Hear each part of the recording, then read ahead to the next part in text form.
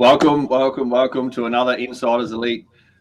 Super pumped today because we've got a special guest, James Coulson from Embark Agency on the show to talk all things branding. So today is going to be huge. It's a topic that lots of people don't really understand or they misconstrue, and we're here to share some insight so that everyone has a clear understanding what branding is, what it means, and how to make the most of it. Jamie. Awesome. So excited to be here. I'm just doing a couple things behind the scenes. We're having a little bit of technical difficulty with Mix accounts right here. The StreamYard is having me re-verify. So if we don't get this live on Mix account, I got some big red exclamation marks on there. We'll be sure to absolutely, completely, 100% get the recordings up there. We'll get the recordings. No one is going to miss this because this is going to be a show that we don't want to miss. Oh my gosh, James, so incredibly awesome to have you here. Number one, we both want to thank you. Thank you so much for taking the time out of your day. I know you're a busy man doing a ton of stuff, ton of work with branding. And I want to start off. With a question. I want to throw it right at you, throw it into the ring here. First of all, get an introduction from you. But I also want to ask you, what is branding? No worries. Well, thanks for having me, guys. Firstly, love to be here and share some of my insights from 20 years plus in the industry now. Before we start, I'd just like to acknowledge the traditional owners of the country throughout Australia and recognise the continuing connection to the lands, water and the communities. We pay our respect to Aboriginal, Torres Strait Islander cultures and the elders, both past and present. So just wanted to acknowledge that before we get going. So I'm from Embark Agency. I've, as I said, had a business for over 20 years now. And what is branding? That's a really great question. And there's a lot of misconstrued ideas around what branding actually is. So I think I'll take a leaf out of one of my mentors' books, Marty Neumeyer, and he says, let's start with what isn't branding. And I would say, first of all, a logo isn't branding. A logo is a symbol. A brand is not your product. If that's the service or the offering that you've got. A brand is not a promise you make to your customers either. A brand is really the result of all of those things. And when I talk about branding, it's kind of a reputation that you have that is it's in the minds of your audience. It's not something you can control. It's a gut feeling that they have about your company. So the best way to describe that would be when you meet someone for the first time, you'll make a subconscious or conscious judgment on them based on their behavior, how they show up, what they're wearing, how they speak. All of these things make up that person. You wouldn't say that that person's wearing those clothes or or the hat is him. It's not. It's all of those things. So a brand makes up all of those items, and it's up to us to either subconsciously, consciously, or unconsciously create a brand. Now, whether you like it or not, you have a brand, and it can be made up of a strategic approach to that, or it can just be like you're just flying in the wind and not really knowing any direction. So my first step for branding to everyone is like at least have a strategy. And a brand is an ecosystem, and a lot of people think it's just a logo, but it's not. It's like it is that whole piece. And it's really important that we understand what our brand is, because how we show up in our business, and if you're a person, how you show up is the kind of people that you're attracting. So like attracts like, and it's about understanding this kind of an exterior and interior branding that you do is working out what your business is, what it stands for, your values, your characteristics, and all of those things, and your brand identity. And then looking at who that ideal customer is and building that brand and your marketing and all those communications around that ideal target audience. So a lot of people, one of the biggest problems that I see is that everyone paints their audience with a broad brush, and they're not really focusing or niching down on that exact person they want to deal with, and they're not trying to please everyone. And of course, you can't please everyone. It's impossible. So for businesses, one of the biggest tips I can give you is to really work out what is that top 20% of the clients that you work with. Even on your books at the moment, it's a really great tool. Have a look at that top 20%. They pay their bills on time. They repeat purchase. They love your work. They tell all their friends. They're a fan. You want to build that audience. And the 80%, generally you still work for those people, but they generally only make 20% of your revenue. That 20% make 80% of your revenue. So like let's grow that that element of your business, that 20%, and really identify who they are and build your brand around that. So that's basically what branding is. It's and if you talk about dating apps, it's matchmaking. It's matchmaking your business to your customer, and that's the easiest way to say it. That's a fantastic explanation, James. I love that. And I suppose one of the things that even I see, and I've even been caught up in this myself the past, is, people get hung up on the logo or hung up on the slogan or hung up on one small aspect of branding. But what would you say is the most important thing to look at when someone's looking at branding, whether, starting a business and they'll look at their branding? What's the most important aspect to start with? The most important aspect to start with would definitely be working out your customer. To me, for me, a brand strategy or branding is your customer-facing strategy. So you have your business strategy, operations, processes, all those things. Your brand is your customer-facing strategy. It's the other side of that coin. So a lot of people don't give it the merit that it deserves. They'll spend tens of thousands, hundreds of thousands. I know I've spent hundreds of thousands on a business mentor. But your customer strategy, I believe your brand is one of the most valuable assets to your business, because it's all about your customer. And without customers, you don't have a business. So working on that brand, and there's only really 3 ways to increase revenue in your business. It's attracting more customers, it's getting your customers to buy more often, or it's charging them more. So, and the only way they can do that is based on the perceived value of what you're offering. So, yes. So branding is really, it's about that perceived value piece. And I think I've forgotten the question that you asked. It's about the most important aspect, which you were talking. Yeah, most important aspect. So, to be honest, I think the strategy is the most important aspect. Before you start anything, have a strategy. Like, work out, and you can do that yourself. There's lots of tools out there to work out a strategy on how to attack this, but you really want to kind of design your business and your brand, not just the brand identity, but just how you show up and how you talk, how you communicate. What is your unique selling point? What differentiates you from the market? Work out all of those things before you start designing a brand, because you need to work out what's your point of difference. Otherwise, you'll be lost in a sea of mediocrity. So finding out what is unique about you is a really important part of branding, so that then you can speak to the audience that really values that. And that's kind of that connection piece. So working out your uniqueness and where you are and your market positioning, and like literally everything I do starts with a strategy. If you don't have a strategy, you just throwing shit on the wall and see what sticks. So strategy is super important. Absolutely. And it seems like a big part of that strategy really is honing into that customer, who that customer really truly is, and perhaps what you're solving for them. What's your thoughts on that, James? Well, everyone, all humans, and I'm going to bring design into this as well, because I'm a designer by trade. I've been a creative my whole life. There's even terms like design thinking these days, and but it comes to play in everything we do. But I don't know. It's a hard one. The design for me is like everything we touch, like whether it's the clothes we wear, whether it's the tools we use, the car we drive. Design touches everything, and bringing that into how we design our business is really, really important. Sorry, I've forgotten the question again. Fucking hell. Just really, when it comes to that branding, there, the importance of really honing into that exact customer, getting that clarity around that customer. Fucking hell. So the exact audience is the most important thing. You need to work out who you want to work with, and the attributes might not just be like they pay on time or they're good payers. You do want those attributes of you want to work with those people, and there's a number of ways you can niche within your brand or your business. You can niche by the customer, you can niche by the industry, or you can niche by the service that you offer. So as a brand, Embark Agency, we want to work with conscious clients. So we've actually niched the audience, and we're trying to work with purpose-driven businesses that want to do positive change in the world, like whether it's socially, economically, or environmentally. We want to work with those companies because we can deliver real change at a very high level, because we're dealing with the business owners. And I feel like we can have a very positive influence on the people that we're working with and the companies we're working with. So for us, dealing with the right customers was a massive part of our new direction. Like, it was one of the biggest things we did was we're going through B-Corp certification at the moment, which is all about being an ethical business and business for good.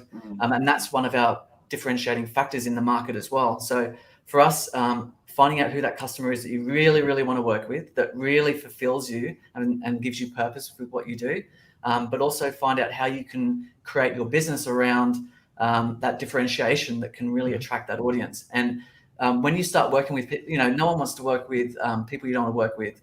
Your team don't want to work with those people. I don't want to work with those people. You want to work with people that really align with your values and your direction and your purpose. And I think as a brand and as a business, it's really important to get really clear on what that is, so that you can communicate directly to those people. And I know, and that goes for marketing as well. I feel like your brand does the heavy lifting. I saw a really great post the other day of this dude pushing a massive block in a field, big square block, big heavy, and he's like pushing it really, really hard, like, and that's marketing and sales, right? It's always an effort to get marketing, sales, fill that pipeline. What branding does is it smooths out that block and it becomes a ball and it just becomes easier to push.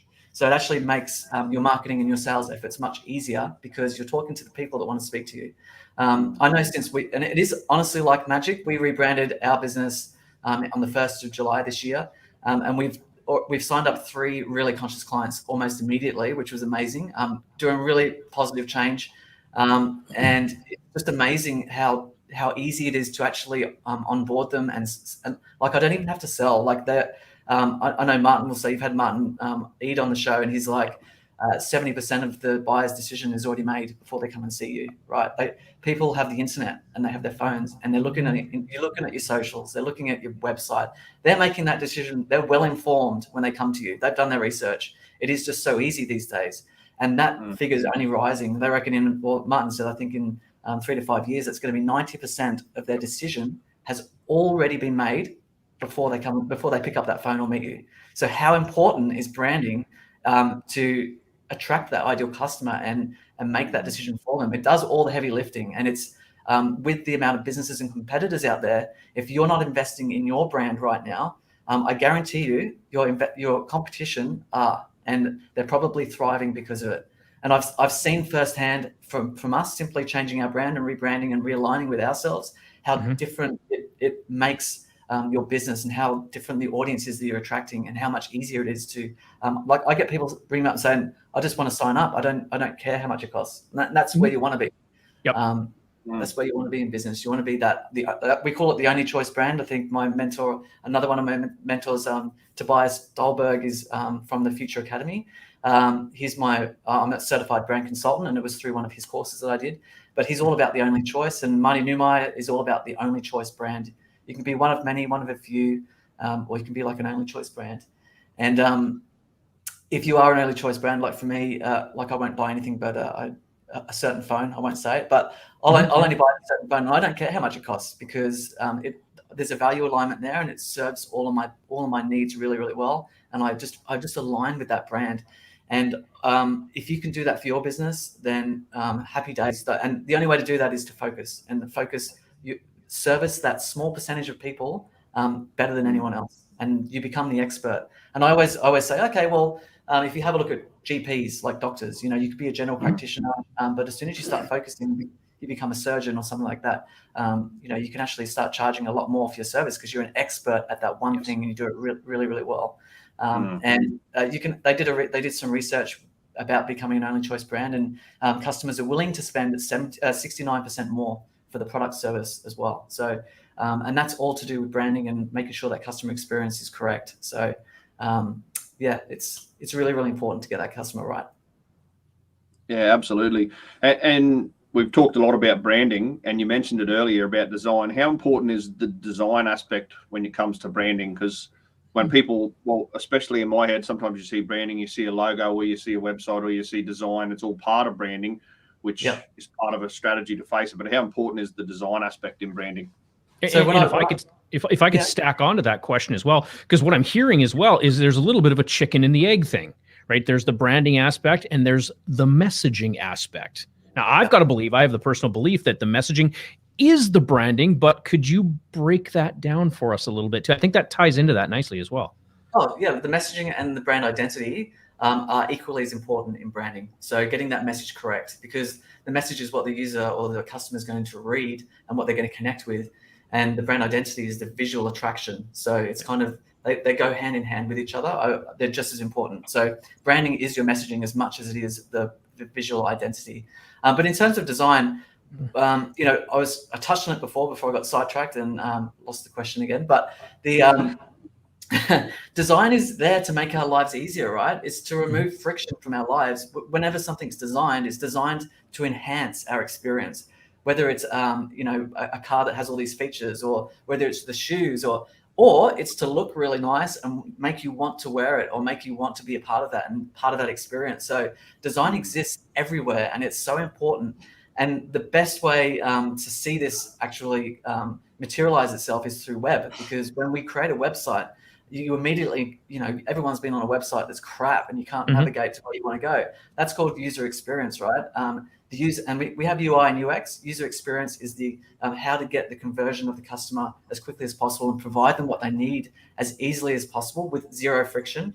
And then you've got your user interface, which is UI, and that's the design. That's how it looks, how it feels, and how it operates. So the UI and UX are really important, and that's all design. It's all designed, right? So what people forget, though, is when they get to digital assets, whether it's social media or even printed material like brochures, business cards, all of those things, if they're not designed right and the hierarchy is not right with the messaging, or there's too much info on them, like, it's not a good user experience. It's not a good customer experience. So design's really important. That user experience should be applied to every element of your customer experience, and every element of your business. Like, every touch point needs that as least friction as possible, and delivering the message to them as quickly as possible. The biggest mistake I see with adverts or brochures is they try and fit too much information on them. When in actual fact, a lot of the time they're a lead generation tool, like an advert's a lead generation tool, and you don't need all the information on there. You just need to pique their interest, something unique and something to drive them to want to call. It doesn't need to oversell on there. So yeah, design is really important. It's my passion. I love design. I'm a graphic designer by trade. So it's, I have this, and I guess the other thing about design is, and especially for business owners out there, is lean on the designers, the professionals, because unfortunately we only know what we know, right? So when we see a design we think looks good, that's based on our experience and our lens that we're looking through. Whereas you look at a designer, or myself, for example, I'm looking through a 20-year lens of design, and I can see things that will, I'm basically the expert in that design. So I know a lot of business owners try and make those design choices for whether it's brochures, and they try and design everything themselves, but they only know what they know. And I would encourage you to really help guide the designer and explain. Design should solve a problem, right? It should be solving a problem, and you're providing a solution with that design. And that's the ultimate goal here, and doing that in the most efficient way possible. And that's what a designer should be doing, solving the problem. You shouldn't have to micromanage them to design your brochure. You shouldn't have to do that. You should say, this is my problem, this is the content, this is what I want to communicate. Can you help me do that? And that's what a great designer will do, and that's what you're paying for the big bucks. The average rate of a graphic designer in Australia, I think, is $150 an hour. That's a going rate. You can obviously go on the Upwork and all these other places where you can get cheaper designers. But what I would do, if you want to do that, go for it. But you'll be guiding them the whole way. So there's a massive difference between a good designer and a cheap labor. They're basically not going to put the thought and love and the experience behind what they're doing. So that's why branding agencies like myself, we will create a style guide for you once we develop your brand, so that you can then go, okay, if I want to get this done cheaper, I'll get a professional designer to create me a template or design what that looks like. Then that's basically your instructions for some cheaper labor to do that, if that's what you're. And I understand that every business, we're not all making lots and lots of money, and startups especially are on a budget, and there's ways of creating logos and things, which I encourage you to do. It's better to have a brand than no brand, and at least get someone who knows what they're doing to design it for you. But yeah, once again, the branding is the whole picture, and the messaging. Copywriter, get a copywriter for messaging, graphic designer for the design, and ideally get a strategist or someone to help you with that strategy. And you can, there are strategies out there that aren't going to break the bank, or at least do some research online on YouTube. There'd be some quick brand strategy you could do straight away. I've got this really great question I ask: why should they choose you? And we go through that question quite well. Why? What are their motives? What is your unique offering? Who are they? Who's your ideal customer? And us, who are we? What are our values? There's some easy strategies and easy questions to ask yourself before you start developing that brand. But look, it's all to do with the customer. And that's another thing with design and messaging. Make it about the customer. Don't make it about you. No one wants to go to a website and you talking about yourself the whole time. Basically, you want to provide value to the customer. That's the most important thing. You want to solve their problem and provide value. And whenever I look at a website and it says welcome, it's just the worst messaging to have, because you're trying to match them with their problem that they have. You're trying to give them a solution, and you've only got a few seconds to do it. So you really want to speak to their problem. Yeah, I want to thank you for sharing the piece about design. That is massive. And like you say, you go to these places, you go to the Upworks, you go to the Fivers, you go to all the different ones there. And yeah, those are great for a basic 101 type level. But when you need something truly done, I mean, I've done it lots of times myself. I've gone on, I've hired someone and they're expecting me to do all the design, figure out. I'm not a designer. Right, James, you calling it out and saying, look, do yourself a favor. It doesn't matter that it's $150 an hour, because 10 times doing it on Upwork or Fiverr or something like that is going to far exceed the price had they just got you on board for that $150, $200 an hour, whatever it is, to actually get the design right. That is just massive, and I want to thank you for that. No worries. And look, I see it most in websites, the DIY websites. Everyone can create their own websites these days, but just because I can doesn't mean I'm a web designer like straight away, because there's so much to it. There's so much to the UI and UX that you need to know. But yeah, you get what you pay for. So if you're not paying a lot, then you'll be driving a lot of the decision making and working out what you do. And you're right. You're not a web designer. You're not a graphic designer. And if you want it done properly, you hire an expert who knows what they're doing. Everything should have an ROI. Everything that you're doing, branding's quite hard to, work out exactly what the ROI is, because it's a very long-term thing. But they've done lots of studies, and doing brand building and marketing together is the most effective way to grow your business rather than just doing marketing, because marketing is literally just turn the tap on and off, but you're not actually building an audience or growing the brand. And it's really important that you keep doing that, because that's what's going to keep scaling the business as well. And eventually that tap ain't going to work. And that's one really great way to know your branding's not great, is because your marketing and sales you're not converting, you're not getting any leads. That's a really good indicator that your brand's not really working for you. That's awesome. That was one of our questions, is how do you know when your brand isn't working? Or how do you know, because you've just rebranded, but how do you know when it's time to rebrand? Or how do you know when your brand's not working if you've got an existing business, and when's the right time? So that leads when's the right time? Yeah. I mean, for us, I knew probably 5 or 6 years ago that there was a misalignment there. There was something, there was a gut feeling for me that it wasn't right. I mean, I created our brand in a bedroom 20 years ago. I started with nothing. My family aren't wealthy. I've literally just scratched and fought my way to where I am today, with no safety net. And, I feel like I could have grown a lot quicker, but I've been very careful about the decisions I've been making.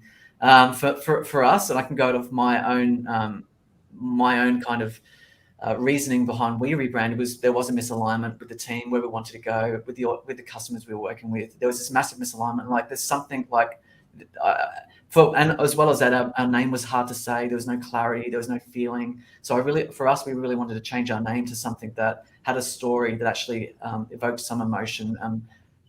Picking a name is by far the hardest part of a branding exercise. It took us 4 months to come up with the name, and it was tough. Obviously, I've got a lot of team here, which I'd come in with a great name and I'd shoot it down in flames. I'm like, damn it, I thought that was a good name. So it was a bit of a democracy. But yeah, is your brand working? Your marketing efforts will be failing. Sales are not converting. You can't find good talent when recruiting. So a really great part of building a strong brand is actually attracting great talent as well, because people want to work for a great brand. Like this office here, I purpose built because I want to have a great team here. And that's part of your brand. It's all part of your brand. There's a disconnect with how you look and the work you produce and your competitors. So you might be producing some really great work, right? And you're leading the industry in what you do, but there's people in your industry that look better than you, right? Your brand positioning isn't right, so you look here when you should be looking here. It just might be a new direction in the business. Like for us as well, we were niching and looking to market to a customer, or your brand's just tired. Like it's 6 years old. If you've done it yourself, if you've gone to Upwork, it's probably time, if your business is really thriving, to really go, okay, well, let's take it to the next level. And that's where we play a lot, is the rebrand space. I was talking to a customer yesterday. I'm like, there's something about, when you mow the lawn and it just looks beautiful afterwards. You're like, oh, something really satisfying about that. I get the same fulfillment after a rebrand, taking something that really isn't living up to its name, and then transforming that business and the brand into something truly amazing that you can be so, and you can see the immediate reaction from that as well, from the business and how they're going and what it looks like. It's just like this fresh start. It's really, really fulfilling for me. Rebranding is one of my favorite things to do. And the business really knows their audience. They really know who they are, and they've got that direction, and they know what they want to do. And sometimes in a startup phase, you're still kind of figuring that stuff out. Like, who is my customer? Where do I want to take this business? And it sometimes takes a few years to really determine what, and, some business pivot completely in that time. So for a rebrand, 5-10-year-old business is a great place for us to go, okay, you want to do something great. Is it a legacy piece? Do you want to create a legacy for yourself? Do you want to dominate the market? Do you want to be the leader, the market leader? This is where branding can really help, because we can really position you as the market leader instead of just being one of many. Yeah, that's awesome. And when you mentioned just now starting up, when someone's first starting up, how important is it to get the branding right from the start? Because you said sometimes they don't know where they're going. What advice would you give someone just starting up? Just starting up, it is a hard one, because there's budget issues, and we do startups as well as rebrands. But startups, you just don't go I don't go as deep with startups. So when we do a strategy, it's like I can spend 16 weeks, or I can spend 3 hours. So there's a massive, obviously, work and price difference in that. But so I've got a level of brand strategy that we can do for startups, that we can produce a really great strategy and the logo for them in a nice little neat package with some stationery as well. And honestly, I would just make sure you just start. I said it at the beginning, just start with a strategy, work out who your customers are, and kind of just really get clear on that before you start building a brand identity, because you want to be clear. If you're a luxury brand and you've got a Comic Sans as your logo, then obviously there's a disconnect there, and that all comes down to the product you're selling and the audience that you're marketing to. So it's really important that there's a connection there and there's an alignment there. Otherwise, it's going to be a massive disconnect, and it's just not going to work, and you're not going to attract the right audience, and they're not going to be able to afford you if your product's really expensive and you look really cheap. You're going to attract cheap clients, and they're not going to be able to afford you. And it goes the other way as well. So if you start looking really expensive, I've had people come to me and go, I don't think I can afford you. And I'm like, yes, that's what I want to hear. Because, you want to be in that end of the market, not the other end of the market. You want to be attracting those bigger clients. And yeah, it's an evolution, and branding is an evolution, and it's constantly changing. And it's a really great space, and very, very evolving space as well, especially in the digital. No question. We had a question pop up there from one of our viewers there, Neil. He says, when creating my brand, what are a couple things I must not do? You must not do. Must not do. Interesting. That's a good question. What must you not do? I would say you must not just create a logo for creating logo's sake. I would at least throw it around with your business network. Don't just go, I like the color blue, so I'm going to create a blue logo.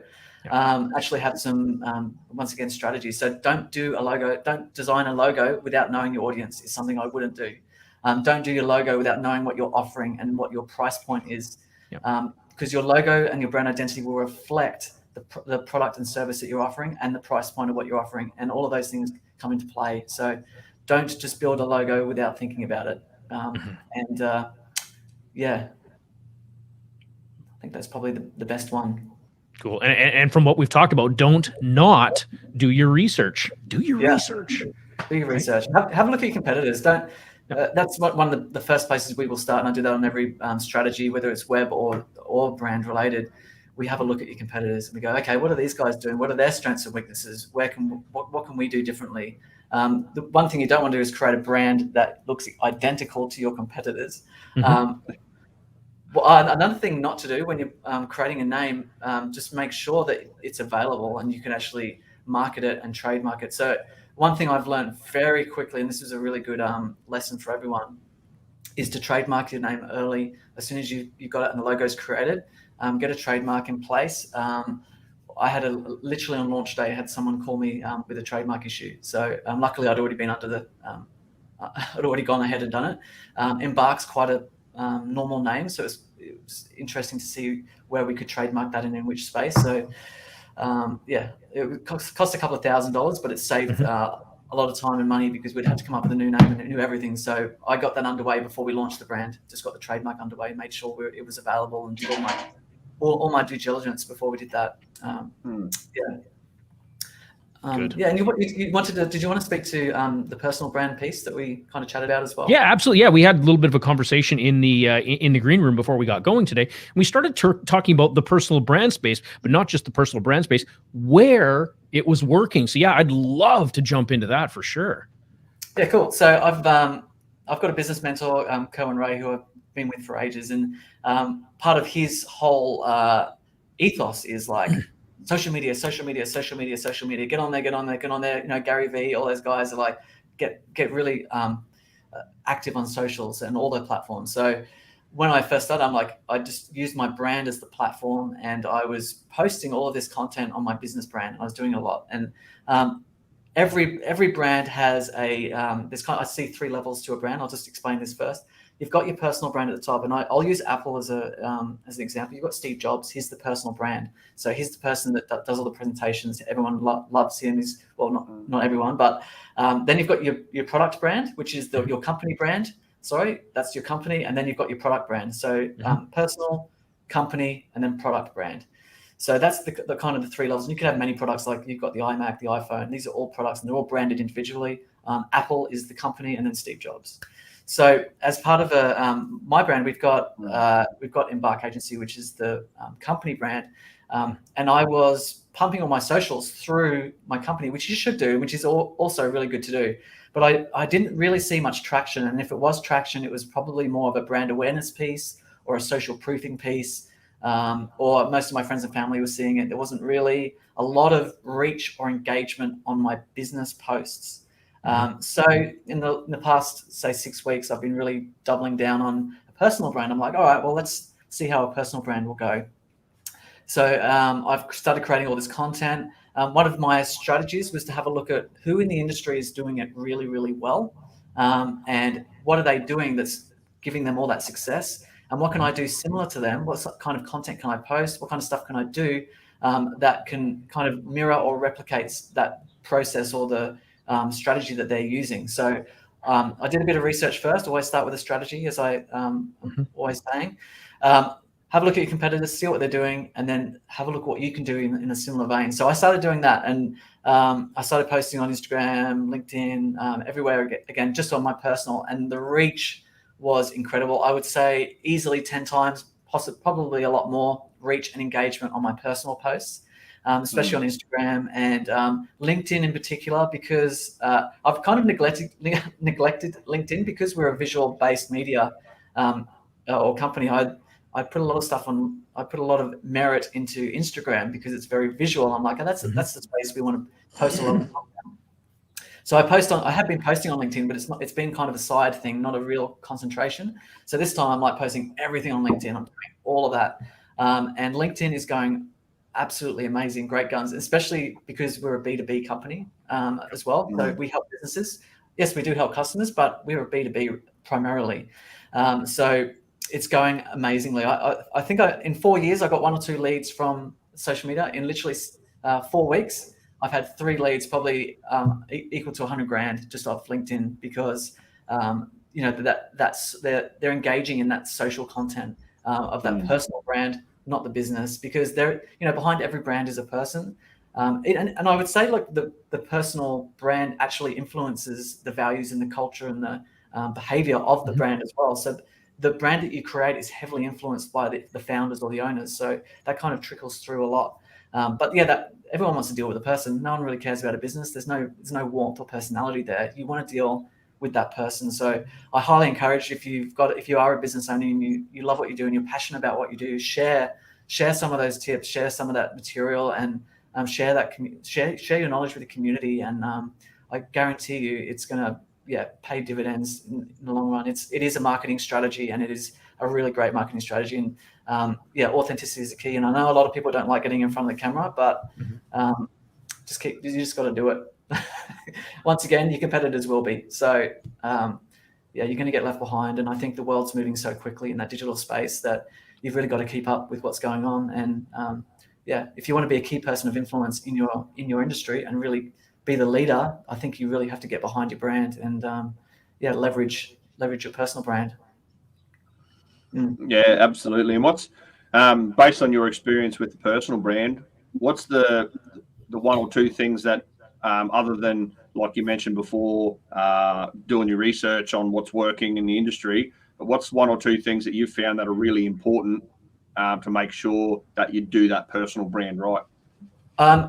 Great content. Yeah. Great content. Don't just post for the sake of it. Create content that's actually helpful.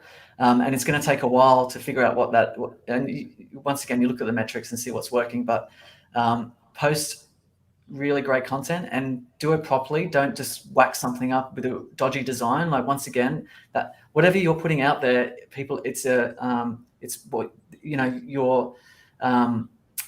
part of your brand, whatever you're putting out there. So it's really important that what you put out there is quality stuff, because if it's not quality, then people are going to think your brand's not that quality either. So it is really important to keep that high standard, great content, polished content that's designed well and people want to share.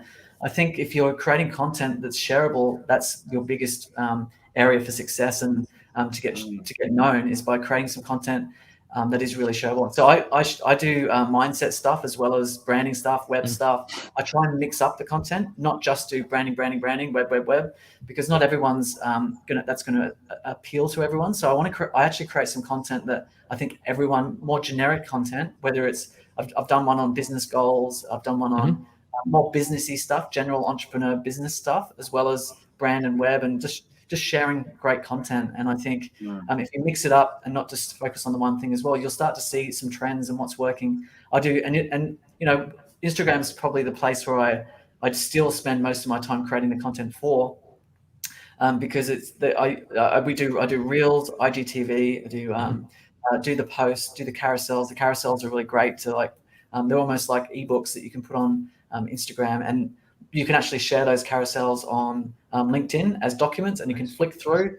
So it's creating some great carousels I found really valuable, and people love to share it. Reels, wow. I know not many people like TikTok, and I'm not really big on TikTok, but Reels are Instagram's kind of solution to TikTok, and the Reels get amazing reach. And I'm talking, I'd get 2,000 views on a post. I'd get 8,000 on a Reel, four times, and new, 75% of them are new audience, people that don't know you. So that reach element to Reels is incredible. So I'd encourage people to try and think about, I'm still trying to think about strategies around Reels and how I can kind of get in front of new people. And there's, with your social media as well, there's strategies. There's hashtag strategies. There's lots of strategies out there. I'd be very careful. One thing I'd be very careful of is giving access to your social media to graphic designers or to especially cheap suppliers, because you can get locked out. I've heard horror stories. I spoke to someone yesterday about them getting locked out of their own account, and the guy's he's not even on Facebook anymore or something, and he's locked out of his own account. So be extremely careful who you give access to your social media to. That's some really, really big advice there. You can get hacked quite easily as well. So just be careful. Create great content. That would be my biggest takeaway. And use all, with Instagram, use each one of the all of the what do you call it, mediums. Use all of the mediums that they offer. So your video, IGTV, your stories, use all of it. And yeah, and what I generally do is share on my business page. I will share that material on my business stories and start sharing that content. So my business is also getting that content shared as well. So yeah. Yeah, awesome. And so for you, James, how is it best that if someone's loved what's been put out here today, how is it best that they get in contact with you? How do they reach out? How can they track you down if they want to have a conversation around their brand or what you might be able to do for them, or they've already decided because they're in that 70% that they want to work with you? How is it that they get a hold of you and can make contact if they want to be a part of Embark? Yeah, the best way is social media, or you can go to our Embark Agency website, which is embarkagency.com.au. We are still building our website, so it's a landing page at the moment. Or social media, Instagram or LinkedIn. Instagram's the James Coulson, so I'm really easy to find there. And Facebook's James Coulson, but I'm on this Instagram a lot. So if you're on there, or LinkedIn, they're probably my two major platforms. Or you can email me, james@embarkagency.com.au. Awesome. And I suppose there's been so much shared about branding. If we're going to we'll wrap it up with a quick 3 points that people can take away to think about in relation to branding. What are those 3? Branding is the reason why or why not customers choose you.